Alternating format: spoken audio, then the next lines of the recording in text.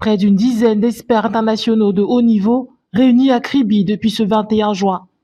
Invités par le Conseil national des chargeurs du Cameroun, ils ont la mission de doter les opérateurs économiques africains des capacités techniques qui leur permettront de profiter pleinement des retombées de l'assurance maritime.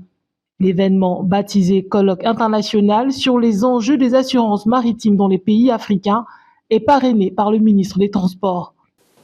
J'apprécie donc à sa juste valeur ce moment d'échange organisé par le Conseil national des chargeurs sur l'analyse des défis des assurances maritimes avec de nouveaux enjeux et de nouveaux risques liés à l'introduction de nouveaux outils de connectivité et au concept de durabilité. Les enjeux sont perceptibles sous divers plans, notamment le contexte post-Covid et l'entrée en vigueur de la ZLECAf qui fera passer le fret maritime de 58 à 131,5 millions de tonnes, selon les prévisions de la Commission des Nations Unies pour l'Afrique. Nous sommes là, ici, un certain nombre d'experts, un certain nombre de professionnels pour faire le point sur le droit des assurances, sur les couvertures d'assurance et pour voir dans quelle mesure ces couvertures pourraient être améliorées.